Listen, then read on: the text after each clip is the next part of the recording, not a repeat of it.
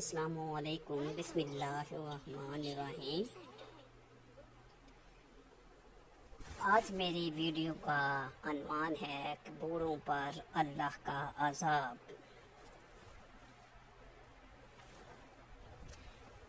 بوڑھوں پر اللہ کا عذاب کیسے ہوگا؟ اللہ تبارک تعالیٰ فرماتے ہیں، جب میرے بندے کی عمر 40 سال ہو جاتی ہے تو میں اس کو 3 قسم کی بیماریوں سے محفوظ کر دیتا ہوں۔ پھر جب اس کی عمر 50 سال ہو جاتی ہے تو میں اس کی ماں اور بیوی کی کس طرح ان کو بیماریوں سے محفوظ کرتا ہوں۔ بسم اللہ الرحمن الرحیم۔ اللہ تبارک تعالیٰ کے بابرکت نام سے شروع، جو بڑا مہربان اور نہایت ہی رحم فرمانے والا ہے۔ حضرت انس بن مالک رضی اللہ تعالی عنہ سے روایت ہے کہ رسول اکرم صلی اللہ علیہ وآلہ وسلم نے فرمایا کہ بچہ جب تک بالغ نہیں ہوتا اس کے نیک اعمال اس کے والد یا والدین کے حساب میں لکھے جاتے ہیں، اور جو کوئی برا عمل کرے تو وہ نہ اس کے حساب میں لکھا جاتا ہے نہ والدین کے۔ پھر جب وہ بالغ ہو جاتا ہے تو قلم اس کے لیے جاری ہو جاتی ہے، اور 2 فرشتے جو اس کے ساتھ رہنے والے ہیں ان کو حکم دے دیا جاتا ہے کہ اس کی حفاظت کریں اور قوت باہم پہنچائیں۔ ایک دفعہ ایک شخص حضرت علی رضی اللہ تعالی عنہ کی خدمت میں حاضر ہوا اور ان سے سوال کیا۔ اس نے کہا کہ میرے بال سفید ہو گئے ہیں، اس کا مقصد کیا ہے؟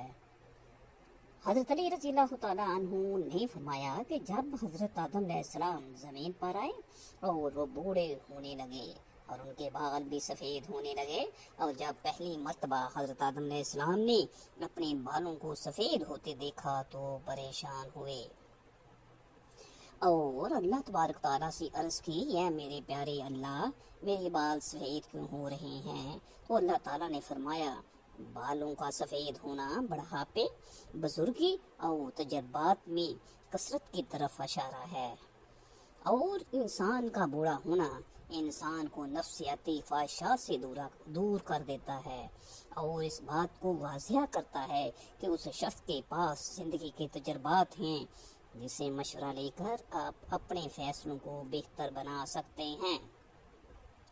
اس لیے زیادہ بوڑھوں کے مشورے اللہ تعالیٰ زیادہ پسند کرتا ہے، یعنی کہ بوڑھوں کے پاس جو تجربات ہوتے ہیں وہ اچھا مشورہ دیتے ہیں، اور اللہ تعالیٰ بھی ان مشوروں کو پسند کرتے ہیں۔ اسی طرح بالوں کے احکامات کے حوالے سے آپ کو یہ بھی بتاتے ہیں کہ سفید بالوں کو کھیڑنا چاہیے یا نہیں، یا پھر بالوں کو رنگ کرنا چاہیے یا نہیں۔ عمر بن شعیب رضی اللہ تعالی عنہ سے روایت ہے کہ حضور اکرم صلی اللہ علیہ وآلہ وسلم نے فرمایا، سفید بالوں کو نہ اکھاڑو، کیونکہ بڑھاپا بالوں کا سفید ہونا مسلمانوں کے لیے نور ہے۔ جو شخص حالت اسلام میں بڑھاپے کی طرف قدم بڑھاتا ہے، جب کسی مسلمان کا ایک بال سفید ہوتا ہے تو اس کی وجہ سے اللہ پاک اس کا ایک گناہ مٹا دیتا ہے اور اس کی ایک نیکی لکھ دیتا ہے اور اس کا ایک درجہ بلند کر دیتا ہے۔ اسی طرح یہ حدیث مختلف کتابوں میں بیان کی گئی ہے۔ احادیث کی جو کتابیں ہیں ان میں بھی ان کو بیان کیا گیا ہے۔ اب وہ دوسری بات کہتے ہیں کہ سفید بالوں کو رنگنا چاہیے یا نہیں، رنگ کرنا چاہیے یا نہیں۔ بالوں کو رنگنا خضاب کہلاتا ہے۔ رسول اکرم صلی اللہ علیہ وسلم نے سفید بالوں کو رنگ نیک کا حکم دیا ہے۔ سیدنا ابو ہریرہ رضی اللہ تعالی عنہ سے روایت فرماتے ہیں، آپ نے فرمایا، بڑھاپا بالوں کے سفیدی کو خضاب کے ذریعے بدل ڈالو، اور خضاب نہ لگانے میں یہودیوں کی مشابہت نہ کرو۔ اسی طرح ایک دوسری روایت ہے کہ آپ صلی اللہ علیہ وآلہ وسلم نے فرمایا، یہودی اور نصرانی یعنی کہ عیسائی خضاب نہیں لگاتے، لہٰذا تم ان کے خلاف ورزی کرو، یعنی کہ خضاب لگاؤ۔ اسی طرح ایک اور جگہ بیان کیا گیا ہے کہ مہندی کا خضاب لگانا یا مہندی میں کوئی چیز ملا کر سفید بالوں کو رنگ کرنا بھی جائز ہے۔ زرد خضاب لگانا بھی ٹھیک ہے۔ سیدنا ابن عمر رضی اللہ تعالیٰ عنہ سے روایت ہے کہ رسول اللہ صلی اللہ علیہ وآلہ وسلم دم باغت دیے ہوئے اور بغیر بال کے چمڑے کا جوتا پہنتے تھے، اور اپنی ریش یعنی کہ داڑھی مبارک پر آپ فرش جو ایک گھاس ہے جو یمن کے علاقے میں ملتی ہے اس کے ذریعے اور زعفران کے ذریعے رنگ لگاتے تھے۔ مہندی لگانا جائز کہا جاتا ہے، لیکن کچھ علماء کے نزدیک کہا جاتا ہے کہ رنگ لگانا جائز نہیں ہے، یعنی کہ مہندی تو لگائی جا سکتی ہے، لیکن جو آج مختلف قسم کے پروڈکٹس سامنے آ چکی ہیں، کیمیکلز جو ہیں جن سے رنگ لگایا جاتا ہے، جو آپ کے جلد پہ بھی لگ جاتے ہیں، اور اگر اس کو جلد پر ہی نہ اتارا جائے تو آپ کی وہاں سے جلد بھی کالی دکھائی دیتی ہے۔ اسی طرح احادیث سے معلوم ہوتا ہے کہ آپ صلی اللہ علیہ وآلہ وسلم نے بعض دفعہ سرخ اور زرد خضاب لگایا ہے۔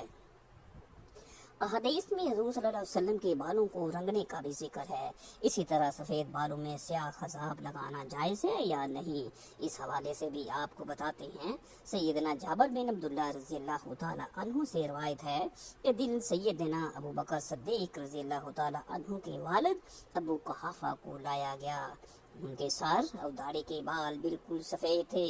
حضور اکرم صلی اللہ علیہ وسلم نے فرمایا اس کا رنگ بدلو، یعنی کہ اس کا رنگ بدلو اور کالے رنگ سے بچو۔ اسی طرح ایک اور روایت ہے کہ سیدنا عبداللہ بن عباس رضی اللہ تعالیٰ عنہ سے روایت ہے کہ رسول اللہ صلی اللہ علیہ وآلہ وسلم نے فرمایا ایسی قوم آخر اس زمانے میں آئیں گے جو کبوتر کی ببوتوں کی طرح کالے رنگ کا خضاب کریں گے، وہ جنت کی خوشبو تک نہ پائیں گے۔ اس سے یہ واضح ہوتا ہے کالا رنگ نہیں کرنا چاہیے، جو مختلف مہندی وغیرہ ہے وہ لگا لینی چاہیے۔ سیدنا ابن عمر رضی اللہ تعالیٰ عنہ سے روایت ہے کہ رسول اکرم صلی اللہ علیہ وآلہ وسلم نے غضب منع کیا ہے۔ غضا کی 4 اقسام ہوتی ہیں۔ سب سے پہلے یہ کہ سر کے بعد سارے نام منڈوانا، بلکہ جگہ جگہ سے پھٹے ہوئے بادلوں کی طرح ٹکڑوں میں منڈوانا، جبکہ دوسری جو ہے وہ یہ ہے کہ درمیان سے سر کے بال منڈوانا اور اطراف سے بال چھوڑ دینا، جبکہ تیسری یہ ہے کہ اطراف منڈوانا اور درمیان سے سر کے بال چھوڑ دینا، جبکہ چوتھی یہ ہے کہ آگے سے بال منڈوانا اور پیچھے سے چھوڑ دینا۔ جو آج ہم مختلف فیشنز دیکھتے ہیں، مختلف سٹائلز دیکھتے ہیں جو مغرب سے ہمارے معاشرے میں آ رہے ہیں، ان سے منع کیا گیا ہے۔ علامہ ابن تمیم رحمۃ اللہ علیہ فرماتے ہیں کہ عدل و انصاف قائم کرنے کے لیے اللہ اور اس کے رسول اکرم صلی اللہ علیہ وآلہ وسلم کی کمال صحبت اور شفقت سے انسانی جسم میں بھی عدل کا خیال رکھا کہ سر کا بعض حصہ منڈوا کر اور بازی سطح کے گھر کے سر کے ساتھ بے انصافی نہ کی جائے۔ بالوں سے کچھ حصہ سر کا ننگا کر دیا جائے اور کچھ حصہ ڈھانپ لیا جائے، یہ ظلم کی ایک قسم ہے۔ اسی طرح سیدنا ابن عمر رضی اللہ تعالیٰ عنہ سے روایت ہے کہ نبی اکرم صلی اللہ علیہ وآلہ وسلم نے ایک بچے کو دیکھا کہ اس کے سر کا کچھ حصہ مونڈا ہوا تھا اور کچھ چھوڑا ہوا تھا۔ آپ صلی اللہ علیہ وآلہ وسلم نے ان کو ایسا کرنے سے روکا اور فرمایا تم اس کا سارا سر منڈوایا یا سارا سر چھوڑ دو۔ اس حکم میں زبان بوڑھے تمام لوگ ہی شامل ہیں، صرف بچوں کی تشخیص کی کوئی دلیل نہیں ملتی۔ سائنس نے بھی مختلف ریسرچ کی ہے اور ان کے مطابق سر کے بالوں کی سفید ہونے کے 6 اسباب ہیں۔ پہلی وجہ یہ ہے کہ وراثت میں، یعنی کہ آپ کے باپ دادا سے چلتا ہوا آتا ہے، یعنی گنجا پن، سفید بال۔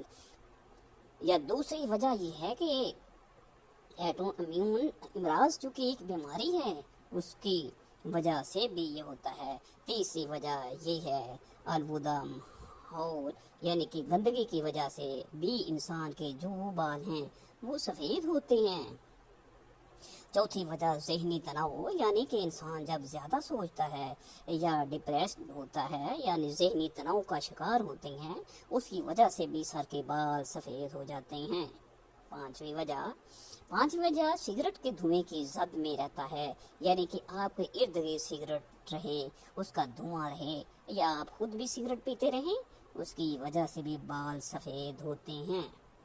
छठी वजह यही है कि उम्र की वजह से बाल सफ़ेद होते हैं। हज़रत अबू हुरैरा रज़ी अल्लाह तआला अन्हु ये दोनों ताराना को फरमाते हुए सुना कि मैंने हज़रत मोहम्मद मुस्तफ़ा सल्लल्लाहु अलैहि वसल्लम को फरमाते हुए सुना है कि जिस मुसलमान के सफ़ेद बाल हों अपने सफ़ेद बालों को ना उखाड़ो, क्योंकि क़यामत के दिन सफ़ेद बाल बंदे के लिए नूर बनकर ज़ाहिर होगा। सफ़ेद बालों के बदले अल्लाह ताला जितनी तादाद में सफ़ेद बाल होंगे, सफ़ेद बाल के हिसाब से उस बंदे की नेकियों में इजाफा कर देगा और एक एक बाल के बदले उसके गुनाहों को मिटा दिया जाएगा। या हया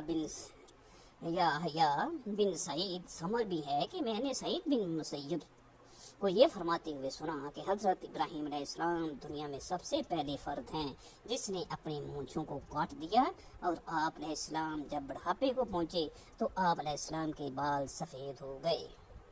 तो आप अलैहिस्सलाम ने अल्लाह ताला से पूछा है, ऐ मेरे मालिक ये क्या माजरा है? अल्लाह ताला ने आप अलैहिस्सलाम को जवाब दिया कि ऐ मेरे दोस्त ये मेरी रहमत है। बालों के सफ़ेद होने से इंसान की शान और शौकत, इज्जत और वक़ार बन जाता है और तमाम बुरे काम उससे बचने की अलामत है। हज़रत इब्राहीम अलैहिस्सलाम ने अर्ज़ किया, ऐ मेरे मौला ये तो तेरी शान बड़ी है, ये अल्लाह मेरे वक़ार को बुलंद फरमा। आप सल्लल्लाहु अलैहि वसल्लम का फरमान की शान है कि जो मुसलमान बूढ़ा हो गया तो उसका बुढ़ापा उसके लिए क़यामत के दिन नूर बनकर उभरेगा।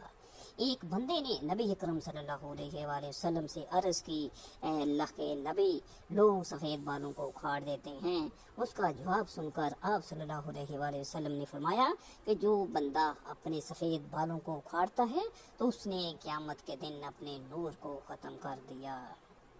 हज़रत अबू बकर सिद्दीक़ रज़ियल्लाहु ताला अन्हु फरमाते हैं कि एक दफ़ा एक आदमी नबी करीम सल्लल्लाहु अलैहि वसल्लम की बारगाह में पेश हुआ और कहने लगा, अल्लाह के रसूल हम में से कौन सा बंदा बेहतर है? आप सल्लल्लाहु अलैहि वसल्लम ने फरमाया कि जो बंदा बुढ़ापे में पहुंच गया और उसकी नेकियां बहुत ज़्यादा हैं वो सबसे बेहतर है। उसने फिर दरियाफ्त किया कि या रसूलल्लाह सबसे बुरा कौन शख्स है? आप सल्लल्लाहु अलैहि वसल्लम ने फरमाया कि जो बुढ़ापे में गया और उसके गुनाह ज़्यादा हों।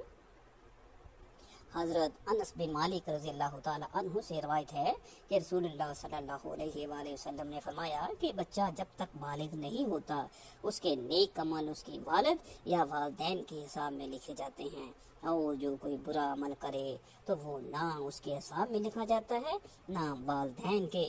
फिर जब वो बच्चा बालिग हो जाता है तो कलम उसके लिए जारी हो जाता है, और दो फरिश्ते जो उसके साथ रहने वाले हैं उनको हुक्म दे दिया जाता है कि उसकी हिफाजत करे और कुव्वत बहां पहुँचाए। जबकि हालत इस्लाम में 40 साल की उम्र को बहुत ज़्यादा है तो अल्लाह ताला उसको 3 किस्म की बीमारियों जुनून, जिसाम और बर्स से महफूज कर देते हैं। जब इंसान 50 साल की उम्र को पहुंचता है तो अल्लाह ताला उसका हिसाब हल्का कर देते हैं। जब इंसान 60 साल को पहुंचता है तो अल्लाह ताला उसको अपनी तरफ रजूह की तौफीक दे देते हैं। जब इंसान 70 साल को पहुंचता है तो सब आसमान वाले उससे मोहब्बत करने लगते हैं, और जब 80 साल को पहुंचता है तो अल्लाह ताला उसके हसनात को लिखते हैं और ये माफ़ फरमा देते हैं। फिर जब 90 साल की उम्र हो जाती है तो अल्लाह ताला उसके सब अगले पिछले गुनाह माफ़ फरमा देते हैं और उसको अपने घर वालों के मामले में शफाअत करने का हक देते हैं और उसकी शफाअत कबूल फरमाते हैं, और उसका लक़ब अमीनुल्लाह और असीरुल्लाह फिल अर्द यानी ज़मीन में अल्लाह का कैदी हो जाता है, क्योंकि उस उम्र में पहुंचकर अमूमन इंसान की कुव्वत ख़त्म हो जाती है, किसी चीज़ में लज्जत नहीं रहती, कैदी की तरह उम्र गुजारता है, और जब अर्ज़ल उम्र को पहुंच जाता है तो उसकी तमाम वो नेक अमल का नाम इसके तमाम वो नेक अमल जो अमाल में बराबर लिखे जाते हैं जो अपनी सेहत और कुव्वत के ज़माने में किया करते थे, और अगर उससे कोई गुनाह हो जाता है तो वो लिखा नहीं जाता। حضرت جابر رضی اللہ تعالیٰ عنہ سے روایت ہے کہ آپ نے فرمایا کہ حضرت جبرائیل علیہ السلام ابھی میرے پاس آئے اور فرمایا کہ قسم ہے مجھے اللہ تعالیٰ کی جس نے آپ کو حق کو سچ کے ساتھ بھیجا ہے۔ ایک آدمی نے 500 سال تک سمندر میں ایک پہاڑ کے اوپر رہ کر اللہ تعالیٰ کی عبادت میں گزار دیے۔ یہ پہاڑ تقریباً 30 مربع میل پر مشتمل ہے۔ یہ پہاڑ کئی سینکڑوں میل میں پھیلے سمندر کے اندر واقع ہے۔ اللہ تعالیٰ نے اس بندے کے لیے اس پہاڑ پر میٹھے پانی کا چشمہ عطا کر دیا جس کی دھار بات کی انگلی کے برابر ہے۔ اس پہاڑ کے پاس ایک انار کو اگایا گیا جس پر ہر دن ایک انار لگ جاتا تھا۔ وہ بندہ پہاڑ سے نیچے آتا، انار سے پیٹ بھرتا، پھر وضو کرتا اور اللہ تعالیٰ کی عبادت میں مصروف ہو جاتا تھا۔ جب اس نیک بندے کی موت کا وقت آیا تو اس نے اللہ تعالیٰ سے دعا کی، اے اللہ میری موت سجدے کی حالت میں کرنا اور میرے جسم کو جگہ پر محفوظ کر دیا جائے، اور جب قیامت کے دن دوبارہ مجھے زندہ کیا جائے تو سجدے کی حالت میں زندہ کیا جائے۔ اللہ تعالیٰ نے اس کی اس خواہش کو پورا کر دیا۔ ہم